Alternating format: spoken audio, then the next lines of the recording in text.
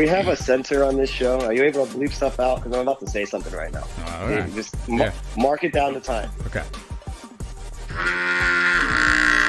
The cows. Okay. How's that? Hello, Night Nation. I'm Trey Strelka. Welcome to the Sons of UCF Live. The war on I-4 goes down on Black Friday. We're going to welcome in Chris Trello of Spectrum Sports to preview the Cows. But first, let's welcome in the Sons of UCF. Adam and Mike. Guys, happy Thanksgiving. Same to you, Trace. This is a fantastic time of the year. We got Thanksgiving, we got Black Friday, a good basketball tilt on Saturday. What more could you want for the next couple of days? If you're a UCF sports fan, this is your Super Bowl, my friends. My favorite week of the year, every year. I get to eat like a pig tomorrow and then watch football all weekend, go into the game Friday. I'm very excited. You know that I like to come to these shows prepared with either trivia or jokes in the spirit of Thanksgiving. What was the turkey suspected of? Foul play. All right, but first some breaking news. News that just a short while ago on Twitter, you all broke about a certain musician performing the national anthem. What happened today on Twitter? How did that unfold? That's right. Backstreet's back, Trace. So if you listen to the Sons of UCF podcast that released yesterday, UCF Mike exclusively revealed his top 5 karaoke performances of all time, a time-honored tradition, of course. And unfortunately, it sounds like the singer or the band that was going to perform at the tailgate cannot make it. Mike offered his services, and UCF informed us that somehow Howie Durow, who Mike is power ranked, has the fifth most important Backstreet Boy, will be singing the national anthem. So the Backstreet is back. Mike and I have offered our services if they want to do a collabo concert. No response, unfortunately. No, they want me to perform pregame at the Pacifico tailgate party.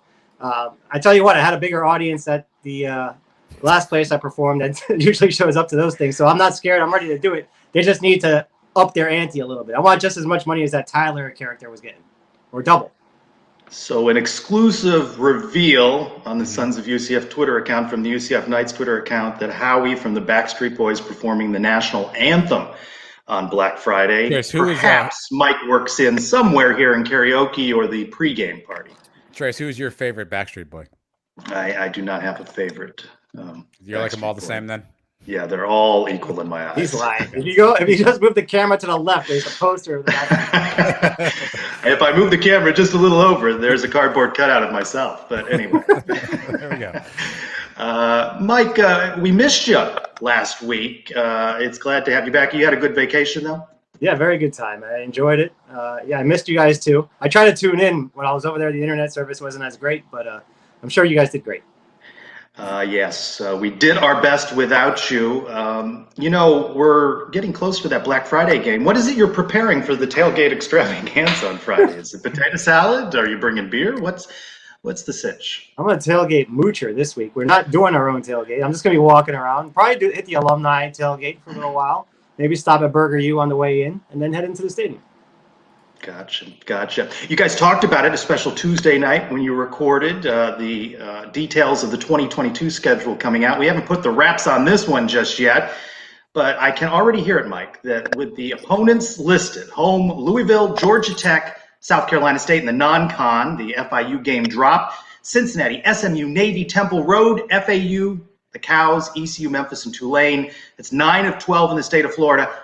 Sounds like in year 2 of the Gus Malzahn regime, that's 12-0. I don't know if I'm going to go 12-0. We'll see. By the time the next season comes around, I probably will. I will talk myself into it. You mentioned 9 games. We don't have to leave the state of Florida. The other 3 that we do are not tough games. I mean, East Carolina, Tulane, and Memphis, all winnable. You got to tell me when these games are played, or we have to go. It can get a little cold in Memphis if we play them late in the year. If we have a tough back-to-back games, I have to see the schedule in order to let you know. What's the grass versus turf situation here, Adam? Tulane, I believe, is a prescription turf of some kind, so that could be a problem on the road. That could be a problem. Here's the thing. I like that all of the teams that we lost to this year we now get at home. I want my restitution. Louisville specifically, our season derailed in that Louisville game. I want my restitution against Louisville. Obviously, Navy, Cincinnati coming to town. It's a nice schedule for the bounce house. Obviously, ticket prices, get your wallet out, friends. That has increased a little bit, but I think the slate this year will certainly be worth it. So a lot to look forward to, but cart before horse on this one. Obviously, we all assume that this year would be a year of a certain record. So I don't want to get too far ahead, but you've got to be excited about the games. You add in a Georgia Tech team who I know we've played before, Trace, and it's attractive schedule for the bounce house, but I want my restitution for Louisville.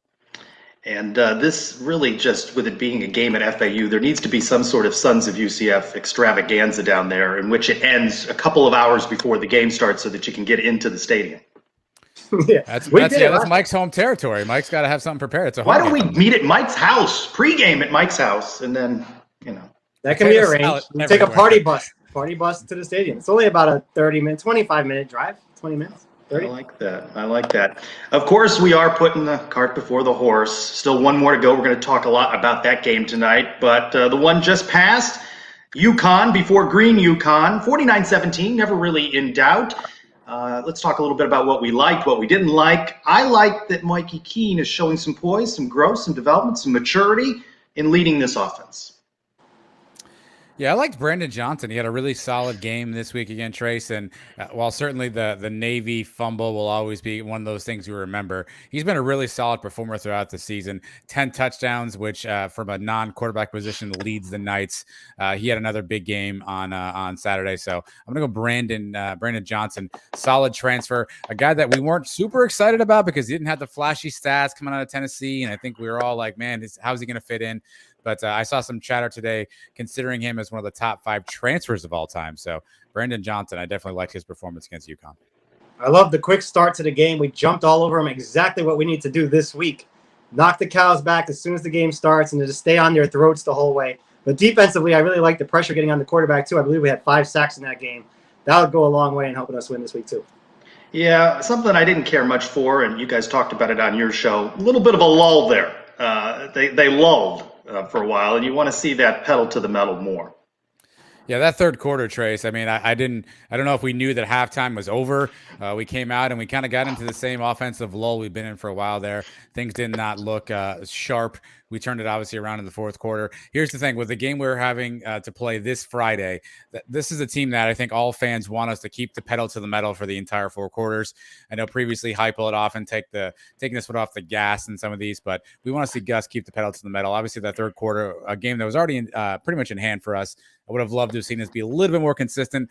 I get that we're not going to score every time. That's not how football works, but we didn't feel in sync in that third quarter specifically. So I'd love to see us turn that around against the Cows. I'm still not in love with the whole Gus with the table thing. The table looks too empty. He needs to at least put some papers on there, make himself look busier. How about this? He likes talking to the referees. Get him a walkie-talkie. Get somebody on the sideline to follow him around, follow the refs around, and maybe you can communicate a little better with the referees that way instead of waiting for the commercial breaks for them to come over and say something to him. Does he even have a beverage down there? I mean, anything on the table? Bubble gum. He's got some bubble gum always on the end of the table there, Trace. I'm not sure if that's like a superstition, but he's got some double bubble is what I see on the end of the table there is what he kind of frequents. I don't know if he's got a rhythm for when he chews those, but I haven't seen much. I don't see beverages on the table. Not unlike UCF Mike's table. There's some big league chew he's got. You think? Big league chew. That's pretty good. I don't even know. Before we start to talk about Green UConn, which state produces the most turkeys? 50 West choices Virginia. here, guys. West Virginia. Mike? Nebraska. Minnesota produces the most turkeys. Who's second? I mean, how close was I to is West Virginia in the top 5? Top 5 states that produce. No, the top 5s are for the pod. Okay. Here we just mix in some trivia and some jokes. Okay. I don't have the whole 50 nifty United States of turkey production there for you. Okay, did not come prepared, and it would be Mike that would ask that question, not you, Adam. But I do not have that. I'm trying to get in front of it for you, Trace. I'm trying to help you out. Yeah. So War on I-4, Black Friday, Knights clad all in black. The Cows come to town. The series tied. Knights can take the advantage. Cows just 1-6 in league play. 2-9 overall. I've seen 18 and a half point spread, which makes me a little nervous. But this one coming up Friday, 3:30 ESPN. But more importantly, you and what we will hope will be a sellout will be in attendance for this one. What's your confidence level in beating the Cavs? Yeah, but on paper, you would think that we are the better team. Obviously, there's been a lot of struggles this particular season. The defensive coordinator just left the team. Their defense is 120 out of 130 in terms of points allowed. So you would think there'd be opportunities for UCF to take advantage in this particular game. But here's the thing. We've seen UCF's offense have these lulls throughout the season. So while I want to pound the table and say this thing's going to be over early, we've seen UCF let some teams stay in games, some curious play calling, some interesting substitution patterns from Gus, and we have not yet seen him in a sort of a setting where he's got the rivalry matchup. So I think, on paper, UCF's the better team. I think that bears out in record, that bears out, and so far what we've seen from results. But UCF's been tad unpredictable on offense, and if we get that SMU offense, or that Cincinnati offense, this is going to be an interesting one. If we get that UConn offense, then sure, this could be a fun night for UCF. But I don't think any of us know specifically which offense we're going to see so far. As long as we don't beat ourselves, I think we'll be okay. Remember the 2013 game? We turned the ball over like 5 times. I think Storm Johnson fumbled 3 or 4 times that game. As long as we're not giving them short fields and keeping them in the game, we should be all right. Their defense is not the same as Cincinnati. They're not going to shut us down. We'll put up 30 points on these guys. The question is, how is our defense going to hold their quarterback and their guys? And of course, it's senior day or senior night, right? We're not quite sure who will use that COVID year, be back. Earlier in the week, Sam Jackson, Anthony Montalvo, a little tight-lipped about that, but UCF releasing some videos featuring the seniors on their Twitter account today. I asked Coach Malzahn, what does this senior class mean to the program? These guys have won, and they've helped develop the foundation of this place. And then a new coaching staff comes in. It's always harder on the seniors than anybody else because you do things new. You got a new leader and new expectations as far as different things that go about. And just real appreciative of these seniors, the way that they've responded, the way they bought in. They're really the main reason that we hadn't folded our tent at times. And there's been plenty of opportunities to point the finger, or throw the towel in, or whatever, and they hadn't flinched. And they really kept this thing together and allowed us to be here at this time. And we're going to fight like crazy to get win number 8. I think that's well said by Coach Malzahn. They have experienced a lot during their tenure with the Knights.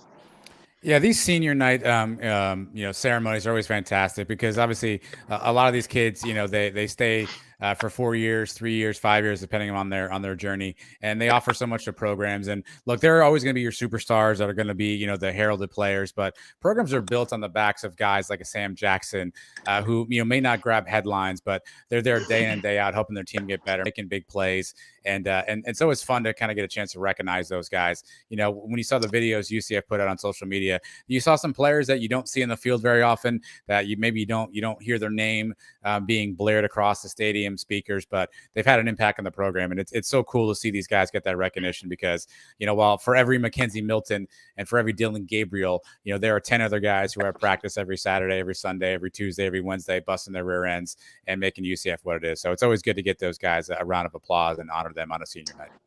The question is, how many of these seniors are going to come back again next year for another senior night? As we've seen already, Mackenzie Milton's going on his 3rd senior night now at Florida State. So it's possible that these guys will be back again next year. Adam mentioned the guys that you don't know. Those guys are probably on their last game. This is it for them. They're going to be replaced with the younger guys. They're not going to keep scholarships for these guys that are not playing every day. So good for them to get their recognition. And it is a nice ceremony. I'm going to make my way in there before 3 o'clock so I can watch it. Yeah, 3 o'clock, the senior day ceremony. Interesting from Coach Malzahn's Monday presser. He talked about how UCF is going to continue to attract transfers. That kind of got lost a little bit, I think, to most people in his Monday presser, but UCF's going to be aggressive in that. Again, point spread in this one, 18 and a half. Mike, you asked on your Twitter this week what would be an appropriate margin. Of course, avenging 64-12, but I asked, what do you think the Knights' margin will be? 1 to 12 points, 28%, 13 to 25. Nearly half of the people thought it'd be in that range. 26 or more, the optimist there. quarter of our respondents thought that. And of course, this is a team over in Tampa struggling ninth to last in scoring offense, scoring defense. Let us get the pulse of the South Florida program by welcoming in Chris Torello, sports reporter, Spectrum Bay News 9. Of course, we've got Spectrum 13 here in Central Florida. Chris, welcome into the Sons of UCF Live. It's so nice of you to let me come in and chat from your mountaintop as I've been listening to you guys for the past few minutes. So from lowly Tampa, yes, hello. Big fan of Tampa, not a big fan of the Cows. Let's start big picture. What is the state of this program? We like to have fun, at their expense. But from your assessment, you live there, you cover the program on a regular basis. Where does this program stand overall now, being left behind by UCF as they move on to the Big 12?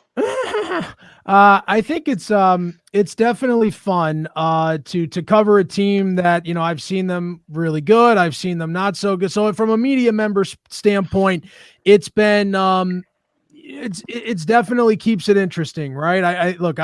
I have my fun with USF fans. I have my fun with UCF fans, but at the end of the day, it's about journalism. It's about reporting.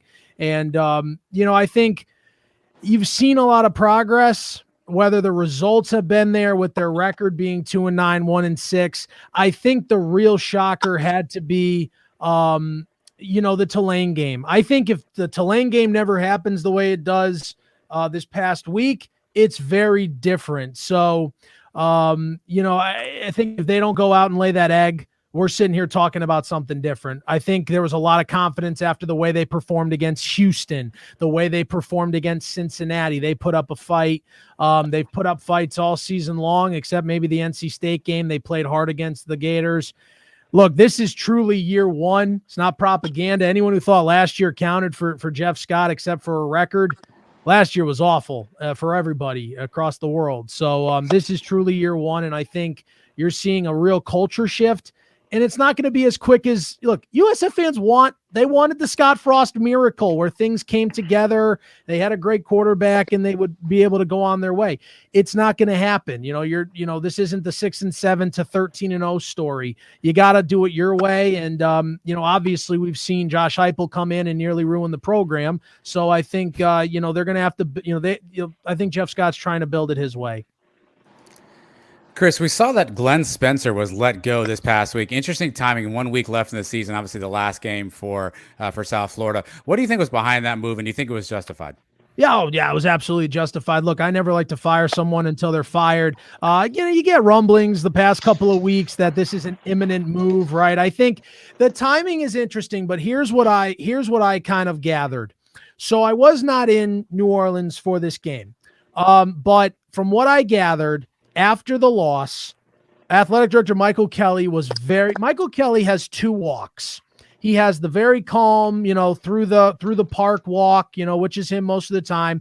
And then I call him Michael Corleone Kelly, where he, drops the gun. He's killed the police commissioner and the rival mob boss, and he has to flee to Italy. So that was the walk I think was being described to me because he was very upset. He went over to Jeff Scott, told him he was upset. And I think that's what kind of escalated. Sunday morning, Glenn Spencer was fired, and we were all I was kind of notified. I was at Disney. I made that very clear on Twitter. I was at Disney trying to enjoy my day off. That got ruined. And so right about 1:00, I started getting some text messages. And then by 4:00, it was pretty much, is he going to be the only one? And then they had their team meeting around 6:45. We held off out of respect until, everything was ready to tweet. And I think it was 7:04 or something like that. They released the statement and we tweeted it out. Chris, you seem to get your kicks getting under the skin of UCF fans on Twitter. Only a couple years left in this rivalry. War 94 is almost over. When UCF moves on, are you going to continue trolling the UCF fans, or are you going to focus more on FAU after that? I don't troll, so I don't know what you're talking about. I think if there's truth, it's not trolling. So if I hold up a mirror, I hold up a mirror. And if anyone who takes, look, Twitter can be used seriously for obviously reporting news, for streaming stuff like this, for and you doing a great job with. We just saw, playing a really cool, a good soundbite there from Gus Malzahn, who I'm a big fan of. I had Jason Beatty on last night on my War on I-4 preview, which you can find on our Spectrum News sites. And I'll tell you what, I think Gus Malzahn's going to do wonders there. He's unbelievable. I think UCF can win the American next year. If they're okay with that. I know they're so above that right now, but if they're okay with playing that schedule next year, apparently that's their greatest schedule ever. If that's their greatest schedule ever, then that 2017 team obviously didn't deserve to go anywhere. They got exactly what they deserved in the Peach Bowl. But I think, saying that I troll, I think I have fun. And there's times to be serious. There's times to be fun on Twitter. Twitter's not real life. Unfortunately, we see in politics, news, everyone takes Twitter way too freaking seriously. And I think you need some people that can almost hold up the mirror and say, look, no one's better than anybody. Just have fun with it. So I have my fun with USF fans. There's times USF fans want to, put me up in effigy. So, look, there's times UCF fans don't like me, and then there's a time I post something, and the comments are filled with, wait, I thought we were supposed to hate this guy. So, that's the way it goes. And you know what? You got to have fun with it. If you completely just want to go out there and take a side, I don't have a side. I did not go to USF. I certainly didn't go to UCF. And so I'm from Connecticut. That's my background. I went to Providence. So, I really don't have a connection to either school. But yeah, I have fun. Again, anyone who thinks I'm trolling, sorry, that's on you. And I'm sorry if your feelings get hurt. An equal opportunity troll is what you're saying. Very equal opportunity. That's great artwork. Hold on. Hold that down for a second. Hold it down. Hold that down for a second. Okay. Oh my goodness. Oh, let's talk self-portrait. Let's talk a little X's we got and two O's. Chris Torellos on the screen at the same time. Look at that. No, that's far better looking. Yeah, not going to argue there. Let's get into some of the X's and O's of this game. Tell us about quarterback Timmy Mclean. 5 touchdowns on the season, 7 interceptions, but you see some glimpses there that the future might look bright with him at the helm. Oh, I think he absolutely, and I think what's really fun about Timmy is that, I think a lot of Central Florida people know about him because he was playing there at Seminole with his buddy Jimmy Horn, and they both came over to Tampa. So he's special. He's going to make mistakes. I think the playbook has been opening up for him throughout the year. You're starting to see more of he's throwing it more. He's got a great arm. I think people think because he can run like Quentin Flowers that's it. He can throw the ball extremely well. He's going to become extremely accurate throughout his time. And there's a couple plays. I kid you not. If you just looked at the number 9 and you watched the play without knowing that was Timmy Mclean, you would think it's Quentin. It's that dangerous.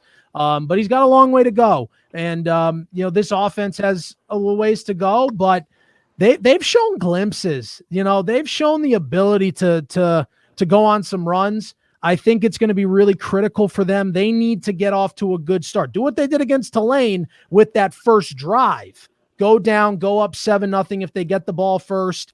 And then, we'll see what happens with a defense that's going to be run by Daniel Del Prado and Ernie Sims. So hopefully some renewed energy on that side of the ball. Look, we know this well from that 2017 matchup. Sometimes you don't need a lot of defense. You just need timely defense. So I think that's going to be important in this game. It's going to be if their defense can do something. We've seen UCF struggle this year at times. They've been up and down. That's a fact. So we'll see what happens. But I think if USF can come out and get hot early, who knows? It could be fun. It could be a fun game, and I think that'd be a nice thing to see. Last year was very interesting. I never thought I would have saw the way that game played out, but certainly hopefully not a 34-7 game like 2 years ago. That's just really boring, especially when you're on the field shooting highlights and trying to get stuff. That's not fun at all from a media perspective. Chris, do you have a sense of what the crowd will look like? How many folks from Tampa are going to make the trek over to the bounce house to watch the game? They'll have their fans. It's not going to be a lot. I think whatever tickets they were given, I'm sure a lot of parents and friends and family will try and make their way over. I know there's, the hardcore fans are going to try and get over there. Look, it's a fun place to go to. I was talking, I have my favorites on Twitter, and a couple of them are UCF Sports Info. I enjoy talking with them a lot. it's, so I think the passion that is there for the UCF fan base will certainly drown out any green and gold, but they'll have their fans. I don't think it's anything going to be too much, but they'll have their sliver. But it should be a true home game for UCF. That's the way this is. And I'm sure it's going to be a lot of fun. It's always fun to go over there. As an unbiased media journalist, how do you prefer to watch the games? Thank you. Yes. Do you prefer up in the press box, or do you like to patrol on the field. the sidelines? I'm with the people, baby. I'm on the field with the common folk. I like to be close to people. I like to reach up and talk to them, give my heart to them and their heart to me. I don't understand I like sitting in a media box. I think it's fun, but you don't feel the game from up there. And I think for me, I always try and, even when I'm lucky enough to have a photographer, someone shoot the game for me. I just don't like to be that way. I understand people got different jobs and different things they got to get done during a game. And it's really tough to tweet for cell service in that stadium, but it's a lot more fun. I'll never forget standing there when Hughes took that ball back. I remember there was a stadium security guard. I was standing on where he caught the ball, that end zone, and I remember standing right there watching him score. And my face, the security guard came over and grabbed me, and he said, "Are you having a heart attack?" And I said, "No." I said, "It's just the greatest freaking thing I've ever seen in my life." That was one of the greatest games you'll ever see. So I have so much fun feeling the game, especially in a stadium like you guys have. It's a lot of fun. And I would rather be there on the field enjoying it. And you can see a lot more. A player gets injured, right? Or you can see a coaching conversation a little bit better. So, and I like to go by both benches. We got News 13 over there. And I think Bree McNott's going to be there. She does a great job. People should follow her. So, I like to go by and see different people. And I'm friendly with most of the Orlando media. There's a few outliers, but that's good. It's good to have enemies. Name them. One of them posted the other day something that they shouldn't have posted. I'll just say that. Let's go back here a little bit more on the offense. You've talked about quarterback Timmy Mclean. I had to do a double take when I looked at the stats. Jaron Mangum, the running back, with 15 touchdowns this season? The Colorado transfer. He's actually tied Marlon Mack's single season rushing record by a running back. This kid out of Detroit, sensational kid. What a get he was for them. And, I think coming out of, he was actually there with Mel Tucker at Colorado, I believe. And he went through a situation where his grandmother passed away, and he just felt that the situation wasn't right for him. He felt the family aspect wasn't as strong as he liked it to be. And give credit to USF, because they get a kid like that who had offers from Texas A&M, Texas, Michigan State, who I think has his little brother going in there next year, the year after, and he's a pretty well-respected player. For Jaron, the second he hit the transfer portal, I think his dad said Jeff Scott was on the phone with him like 5 seconds afterwards. So that's a great thing, and they're going to need that transfer portal to find more guys like Jaron Mangum, not just good players, but good people. Jaron's a really good person. He comes from a really good family, and that's something you want at the end of the day. I heard you guys talking about senior day. One thing I'll say, and one thing I absolutely hate, and I will never respect on social media, is if you go after a kid.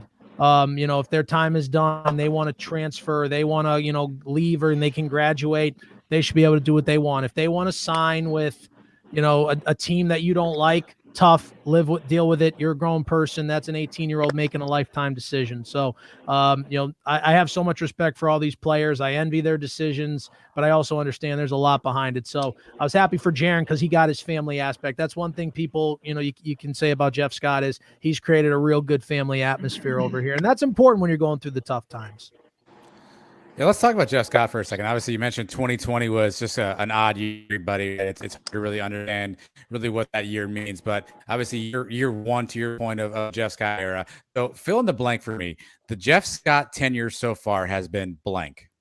It's been it's been muddy. I'll say the word muddy because you got to go through that mud. You got to get your feet dirty, and you got to come out the other end and clean the feet off. And unfortunately right now they're going through the sludge, right? It's that, I'm from the Northeast, and you get that weather in late October where you go from 60-degree days to 37 and rainy. and your body's just you feel like you're going to go into shock. That's unfortunately what USF's going through right now, and they're coming through it though.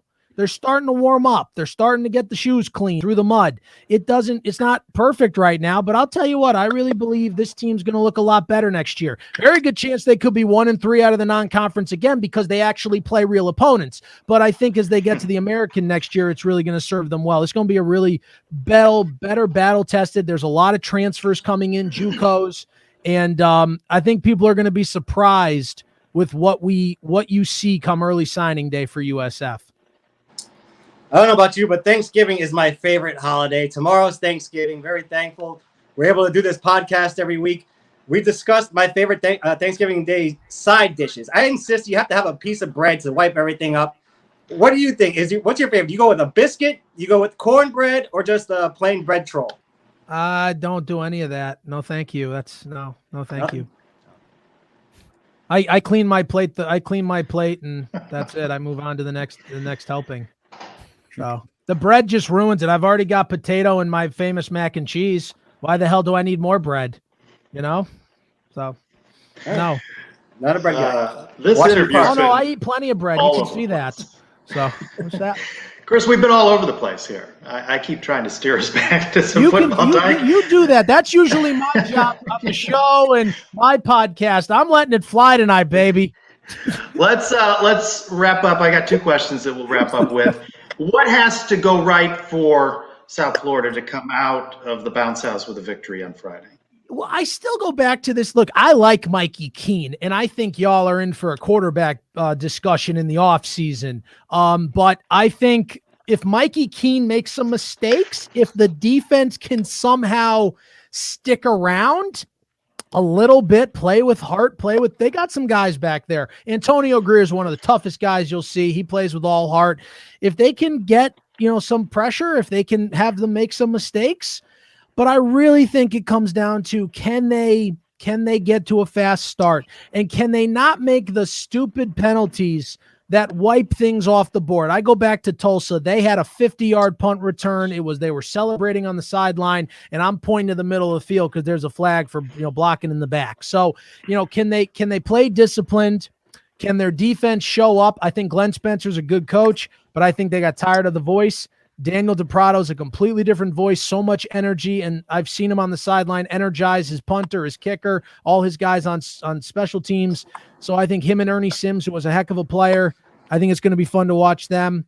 Just go out there and look, USF's not, what do they have to lose? This season's over either way, so they might as well go out and throw the kitchen sink. I think you're going to see a lot of jet sweep. I think you're going to see a lot of motion. I think you're going to see a lot of fun.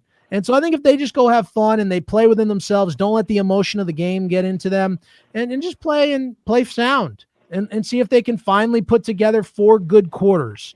Even if they don't win, if they can play 4 good quarters, I think we could have a contest into the 4th quarter. And you're on the scene in Tampa. Can you give us the very latest on the indoor practice facility and the on-campus stadium? Indoor practice facility is going to be up probably by the summer. That's news been out there for a while. So they should be able to practice in there, not have these things called thunderstorms ruining their August. I don't know if they forgot about it for the last 100 years, but August is a time where they get rain here in Tampa. So that'll happen. OCS, what I'm hearing, and others I think would say this too, it would be very surprising if we don't have some type of blueprint, some type of true kind of outlined plan with expectation of price, how it's going to look, where it's going, the timeline. It would be shocking if we don't have that before the end of the calendar year. So by the next 4 or 5 weeks, we should have some sort of plan. And and I think they need both of those. They need those. They updated their locker room, which is gorgeous. And they need, look, they got to start playing better. But look, if USF, I've said this before to people, if this was 2016 if this was 2015, that 0-12 record for UCF, and that year the Big 12 comes calling, is UCF going? Maybe not. Maybe it's USF instead. I think timing's everything. Michael Kelly says that a lot over here. I think timing will be fine for USF when the next round comes around. I don't think they're going to, we'll see what happens with the Big 12. We'll see. Could be something else. But I think they're starting to get their pieces in. But I'll say this, they really, really are behind, and they shouldn't be. But it's shocking to see some other places that are behind. Florida was behind. They're building a big place, but give UCF credit. They've taken the momentum when they should, and they've built that lazy river. And that's exactly what they need to do. And they've built some really good things there. Great momentum. I love Terry, the AD there. He's a steal. He's their hype man. He's the right hype man. And I think Gus Malzahn is just a hell of a coach over there. So USF needs to keep up with, needs to really chase UCF on more of the, the stadium stuff and all that. They need to get to that level. Not so worried about, whether they're going to play them in the future or go to the Big 12 with them or go to another Power 5. They got to take care of themselves right now. Chris Torello, Spectrum Sports, we value and appreciate your time this evening. Happy Thanksgiving to you and yours. Happy Thanksgiving, guys. Take care. All right, thank you, Chris. Good sport, Mike. You dished with him a bit. He's still here. Oh, look here. Are potatoes bread? Or He said he already has potatoes in his macaroni and cheese. He has enough bread. Is that? I thought that was a whole different. It's a starch or something. It's a carb. But he's trolling bread now. But Trolello. UCF will have opportunity perhaps to play over in the non-on-campus stadium of the Cows if one bowl projection is right. What about this USA Today against the Gators in the Gasparilla Bowl? That's could you see? This of course assumes Florida can beat Florida State. They reeling after firing their head coach. I would love it, Trace. I can't see a scenario where Scott Strickland, their AD, with an interim coach at that point, right? Because Dan Mullen obviously has been let go and they won't have a new coach, would let the Gators play an in-state team with the possibility of losing and having that kind of on their mark. I can't imagine that either himself or Greg Sankey, the SEC commissioner, would let that happen. So I would love it. I think it'd be fantastic. But I got to think the power brokers that be would just fight tooth and nail to make that go away. I don't think the SEC is even able to send a team to the Gasparilla Bowl. I don't think it's one of their tie-ins. If anything, it's an ACC school, but it's a American school or Conference USA. I think ACC is the backup. There's no way we're playing the Gators in the Gasparilla. Florida State, Miami, small possibility, but I don't see that happening either. CBS Sports has the Knights against Virginia in the Military Bowl. Action Network, week in, week out. They've got UCF in the Hawaii Bowl, this week's opponent, Nevada. Sports Illustrated has UCF against Central Michigan in the Boca Bowl. They're not going back to the Boca Bowl. So that they could be going back to the Boca Bowl. Nah, they're not going back to the Boca Bowl. There's either going to be that or the Cure Bowl or Gasparilla. Those are the three. ESPN's got against Florida in the Birmingham Bowl or against Missouri in the Birmingham Bowl. We field a question coming up in the Suns mailbag about what makes a bowl game attractive for UCF. But those are the latest. And I know I've been doing this week in and week out really just to kind of annoy you, Mike, giving bowl projections after week one. But UCF got to put it together to be at 8 wins. All right. It's Thanksgiving Thursday. True or false time. Female turkeys gobble. False. True. False. They chirp or make clucking sounds. Oh, yeah, they do. We had a guest last week, Mike, in your absence, Stephen Ulmer. He's a UCF fan who covers analytics, does the X's and O's of UCF football, very active on his Twitter, showing plays. We had to work through some of the wrinkles with that. He's been good to work with Adam in preparing a little bit of a video compilation, and I believe we have Stephen joining us again this week. Stephen, good to see you again on the Sons of UCF Live. Hey, how's it going, guys? Good to see you. Good to see you. So you, Adam, have been working together. You've been putting together some videos. Let's go into those. And what plays do you have to break down for us this week? One is, it's a couple plays from the UConn game. One on defense, showing the RPO, or something that we'll see, something similar. I explain it in the video, and then an offensive play where I highlight a running back not sticking with it, and it kind of makes the offensive line look bad. So I want to give them their credit. Adam, let's roll that. I wanted to highlight this play because we'll probably see similar plays on Friday, but they won't take the form of a pass. It'll be more like an RPO. Basically, this linebacker is in conflict between the swing and the slant. On Friday, they'll probably have a running option as well. If the linebacker sinks, you throw the swing. If the linebacker follows the swing, you throw the slant. UCF is in one man, so the linebacker follows the swing.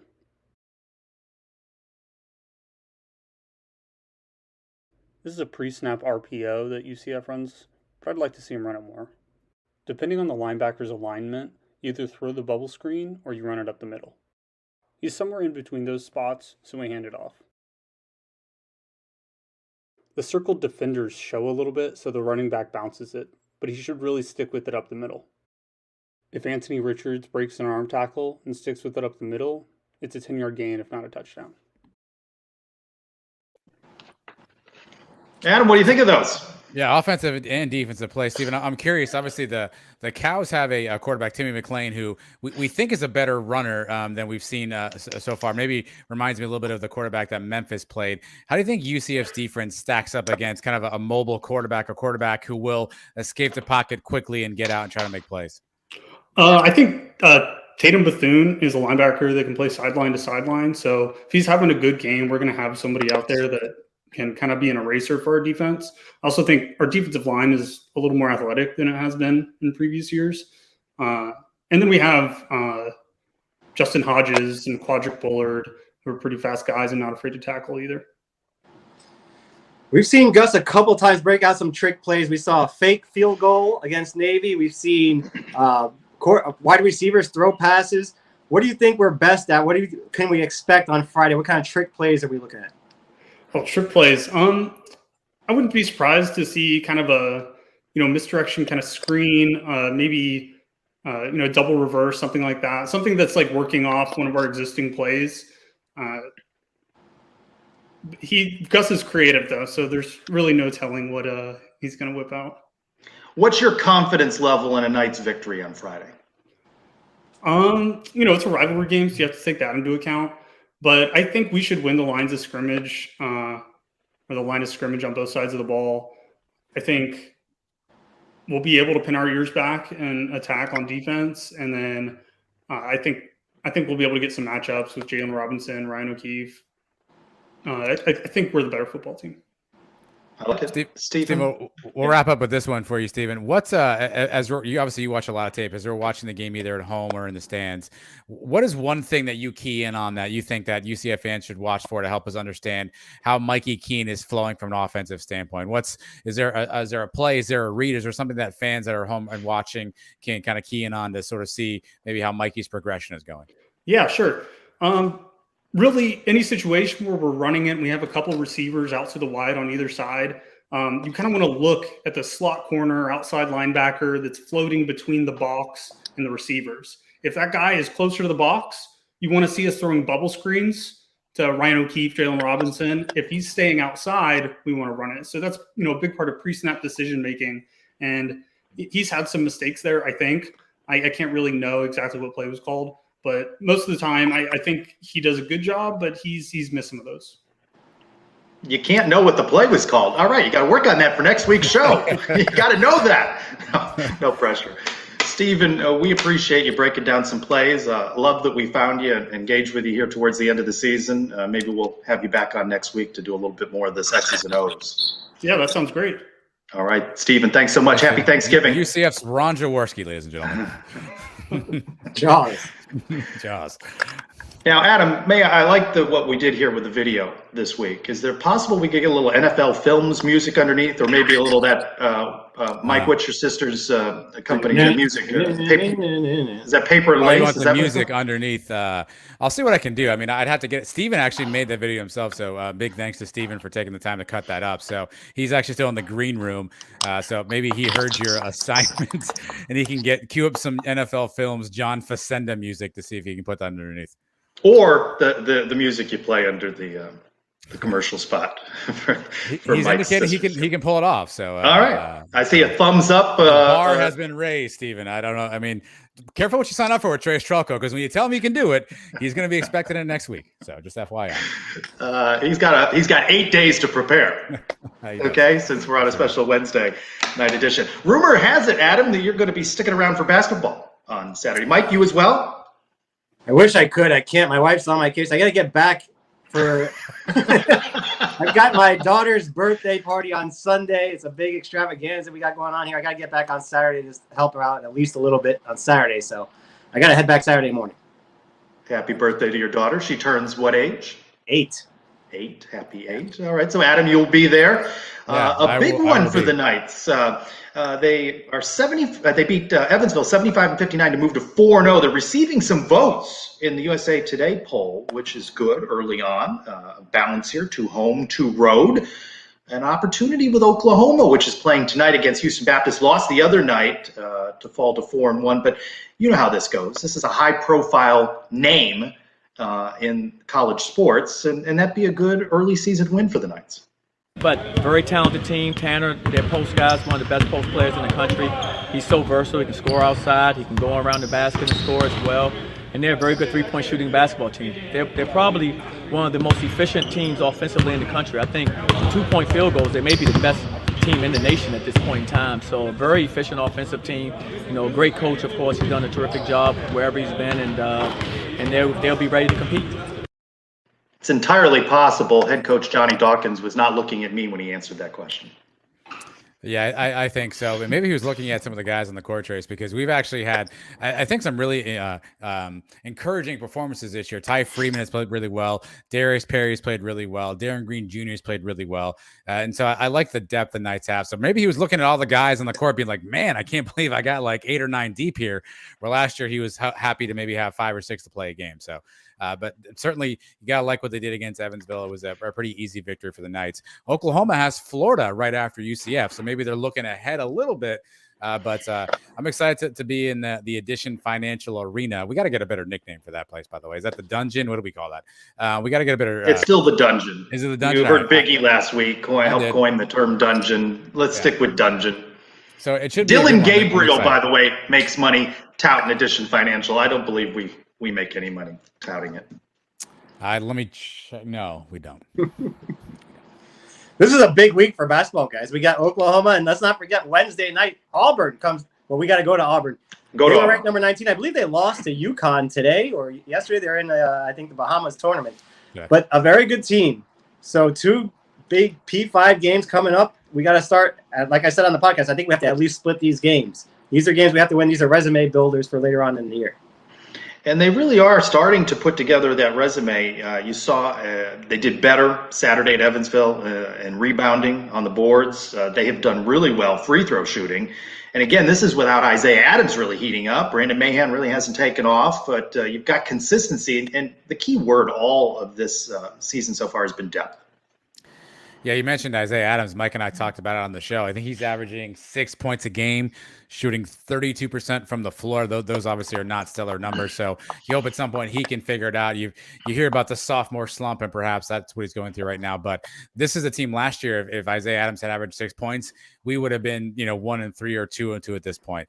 I think it speaks to your point, Trace, the depth. Ty Freeman is able to come in. Dre Fuller was huge against Jacksonville. I don't think we win that game without Dre Fuller. And we're able to continue. Brandon Mahan and Darius Perry lead the league in no yes shots that seem to go in at some point. So I think that consistency and that depth is going to be huge. And I really like the frontline defense. I think Bakke and CJ Walker are going to be formidable down low. So there's a lot of good pieces for UCF. Now, can we stay healthy? We keep it together. I think Mike said on the show, this would be a quad 2 victory against Oklahoma if we can pull it off. So you talk about, it's never too early to think about building that resume, particularly when you're in a non-power conference like we are. Never too early to get one of those quad wins on the board for UCF. Yeah, agreed. Let's go around the kingdom. Volleyball just wrapped up on the plus. They swept Tulane. They moved to 25-6 overall, 18-1 in the AAC. 4 consecutive AAC championships for these Knights now, 25th in the RPI. McKenna Melville just really going to be an All-American and should be 6th Offensive Player of the Week award for her in the AAC.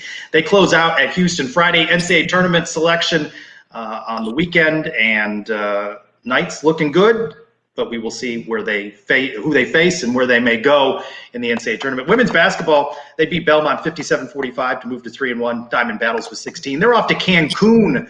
They play Idaho State Friday, USC on Saturday. Before we get into the mailbag questions, what are the most hated Thanksgiving staples? This is a Harris poll of gazillions of Americans. What are the 5 most hated Thanksgiving staples? We doing this Family Feud style?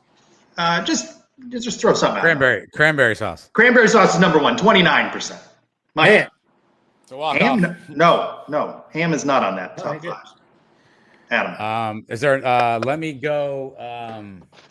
Give me green beans. Green bean casserole, 24%. That's second. Mike, get it on the board here. Wow, Mike, are you playing or have we started? Pecan pie. No. I'm naming all the things I like, so I'm glad they're not on the list. Adam, last one for you. Give me sweet potato casserole. Sweet potatoes, 22% for third. You've got 1 through 3 so far. Mike, can you get on the board here? No. Turducken. I don't know. Turducken. No. All right, Adam, last chance here. See if you can give me 2. See if you can close out the entire category. Give me stuffing, and then give me mac and cheese. I don't know. No. Fourth, Adam doesn't like any of these foods. That's why it's easy for him. I'll eat anything. So, I actually like sweet potatoes, Mike, but you watch your mouth. Fourth is pumpkin pie at 21%, and turkey. Turkey's fifth at 19%. Let's dig into that mailbag. Our buddy Brian W. Peterson, who is always great to engage on Twitter all week long. With Dan Mullen's departure from Florida, any chance there's interest in Gus? Stop this. Stop with this talk, Brian. Injecting you and JP with the conspiracy theories all week. And if so, any chance Gus would actually leave Orlando for Gainesville? No. How about assistant coaches? Now that we may see, but I'm not sure T. Will is ready yet to make that jump. Yeah, I want to come down on Brian because I agree with you, Trace. Like let's have something nice for a full year without ruining it. But the reality is college football is the way that it is. We see coaches sign 1-year contracts and leave, for greener pastures, quote unquote. So I guess you can't rule that out. But I do agree with you. I don't think Gus goes anywhere. But a hot take, I do not think that this coaching staff we have this year will be intact next year. Yeah, there's already talks of people, maybe GJ Kinney moving on maybe Both next year. Guys. He's got connections somewhere else. But let's face it, guys. If Gus was getting offers from Florida or LSU or any of those SEC schools, he's gone. There's nothing we can't keep him. We don't have the money to pay him, but I don't think they're coming after him. So that's the good news. The rest of the staff, who knows? I mean, hopefully T will. You'd love to see the core of the staff stick around at least for a few years. After you all pay your season ticket renewals, we'll have a little bit more money for these coaching. Yeah, and your parking. Yeah. At STETLE, what do fans value most in a bowl game? If it's not New Year's 6, is it the competitive matchup, nearby or state location, a faraway sightseeing vacation, or getting an easy W? I think that's interesting when you looked at those bowl projections. Do you want, if you're Mike, the game in Boca, or if you're our Tampa fans, the Gasparilla Bowl? I think you still want a matchup against a Missouri or a Florida. For me, I don't have a lot of interest in Fenway, in Boston, in winter, or DC for the Military Bowl. Even Birmingham will be cold in late December. I think it's location, and I think it's date. I think we forget about that. Obviously, a midweek, a Tuesday afternoon bowl game can be really tough for people to get to. So I think it's location, and I think it's day of the week or date of the game. I think that can impact folks a lot. If it's, Christmas Eve or the day after Christmas, that's a tough travel event. But if you get a bowl game that's a few days after that, or a few days before that, you have some options. So I think it's location and day of the week. Yeah, we've been spoiled now, going to 3 New Year's 6 bowl games in the last few years. Anything less than that, we kind of poo-poo it. But I actually don't want the Boca Bowl, even though it's closest to me, because we have the basketball game the same day. And I want to enjoy that whole day over in Sunrise. My preference would be Gasparilla Bowl. It's a perfect day. It's a perfect time. December 23rd at 7 o'clock. You go up there Friday night or Thursday night for the game. I have Friday off. I come back Friday, get ready for Christmas Eve. To me, that's the best one. And UCF needs to just get with you on your travel schedule and availability so they can plan Barry the bowl Mahadra, trip. look into Mike's eyes. This is what we need for a bowl game. Really, I need one or both of you to have a conversation with Timo on Friday about hot dog, seltzer, and the bowl trip. We'll be in the cabana if he wants to stop by, Terry. 228A, swing on by. At UCF Buck 98. If Dylan Gabriel is able to play Friday or in the bowl game, and we barely talked about him, which is telling because the most news he's made all week is for giving out gifts at a sunglass store. Will it have any impact on his eligibility? Are we just guessing that next year is his last? He's been sick. I mean, he's been under the weather, of course. Come on. Does this impact his eligibility? With the way the COVID year is, he's got like a lot of years left. I'm not worried about a lot of years. No. I'm worried about, are we going to see him at all? And it certainly doesn't sound like we're going to see him Friday, which does raise an interesting question. If he's not 100%, wouldn't it be better now just to stick with Mikey? Yeah, first things, the eligibility question. I don't think this is an eligibility play at all, right? So obviously this is his third year academically at UCF. You throw out the COVID year, so he's really only played one full season. So even if this season counts, he's got 2 years left. Plus he has a grad transfer year, so that's 3. There's no reason for him to take a medical break. He doesn't need 4 years of college left. He's not staying for 4 more years of college football. So I don't think the redshirt thing matters. But to your point, Trace, the illness thing. He looked healthy on Saturday night on the bench. He looked healthy throwing the football around. We did not see him Sunday. Mike looks healthy right now. Yeah, he sure does. We did not see him Sunday. We did not see him Monday. So I guess the question is this a smokescreen for Gus for one of two reasons? One, he's playing and we don't want to tell anybody, or B, he has no interest in playing and we're trying to figure out a way to share that with the group. If that's the case, obviously, I think Mikey's done a good job. I mean, what more can you expect a true freshman quarterback to get thrown into the fire first year and deal with everything he's dealt with? All things considered, I think we'll look back on that season 2-3 years from now and go, hey, you know what? Mikey Keene really deserves a pat on the back for what he did to keep UCF afloat. If we finish 8-4, that's still a pretty darn good record. So there's questions. I don't think this is an eligibility play from Dylan's perspective at all, though. He's not sick. He's not sick. I don't know where that came from. I don't buy it for a second. So hopefully we see him out there on Friday. If not, I think you can pretty much guarantee that he's not going to be here next year. That's hard-hitting journalism right there. At Knights HSV, this will be right up your alley, Mike. If Dylan leaves early or finishes his career at UCF with no conference championship, will he go down as the most overrated player in UCF history? It seems a stretch to me. There's been a 5-star or 2, right, or 4-star or 2 that flamed out. He's certainly not the most overrated. Well, that's interesting. So the words matter here. Those guys would be overhyped. So I think that's where this matters. Is he the most overrated? I mean, look, his winning percentage is going to be at a high clip. He's obviously going to have a lot of records. If you want to say that the big game has never really been on his resume, that's a fair Is that because of him? But that's a problem. That's a fair criticism, but he also doesn't control all of that. Now, to be fair, if he played better in some of these teams, perhaps we win those games, but it is what it is. I think it'd be a stretch to say most overrated, but I certainly could understand why somebody may ask that question and why that would be a conversation. But I think there's enough data points to point to him being a really good player that for whatever reason in the era he was in just wasn't able to get things accomplished that maybe we expected him to do. It sounds like a top 5 list to me, most overrated players. I don't know if he's overrated, but he won't crack the top 5 quarterbacks ever if he doesn't play another down. I mean, you've got Milton, you've got Bortles, you've got Schneider, and this is just, and Godfrey, I'd put Godfrey ahead of him. And if you want to go back to Slack and Hinshaw, if he doesn't play another down. Dante Culpepper. Dante, there you go. There's been plenty of other ones. So, yeah, he doesn't crack the top 5 if he doesn't play another down, which he will be in the top 5 for a lot of the records, but not in top 5 overall quarterbacks. At Zeebel's UCF, floating another name in here. Still lots of rumors around the quarterback room. What are the chances Brito plays this week? Can we assume he's gone? I can report exclusively that he's gone because I think he's a grad transfer. I don't think he has any more eligibility left. So I think we can report exclusively the Andrew Brito era has two games left. I believe I can report that. I don't even know who Andrew Brito is. I've heard the name. I couldn't pick him out of a lineup. And he will get his loudest cheer from you Friday at Senior Day. At Lonely Bee UCF, what will happen first? Trace acknowledging the greatest rivalry in sports, the civil conflict, or USF acknowledges the final score of their game. I had a little bit of fun for about 12 hours, every hour on the hour, poking and teasing them. Look, they still have not acknowledged it. I have to commend you for your stick-to-itiveness to this particular endeavor. Stick-to-itiveness? Is that a real word? Is that a real word? If it's not, I made it up. It sounded fantastic. You were like a dog with a bone on this one, and you should be commended for. And other people joined in harassing. I know. love you that should be part. commended, but I highly doubt they're gonna at this point tweet that out. So I think the only hope we have is right here, right now. You help our guy Mario out, and you give the civil conflict the respect it deserves. Trace, the floor is yours.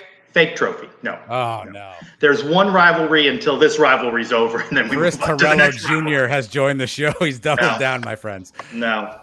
Well, the trophy we saw was the fake civil conflict trophy, but there is a real civil conflict trophy. Nobody knows where it is. 30 for 30 one day, 30 seconds. Who's watching that?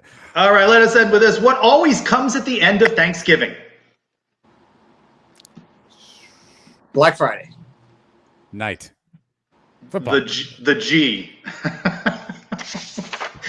Are you cracking yourself up? Gorello is still here. Look at him. I can't even imagine. This is just unbelievable. I will be busy preparing similar type jokes as we get into the holiday season closer to December.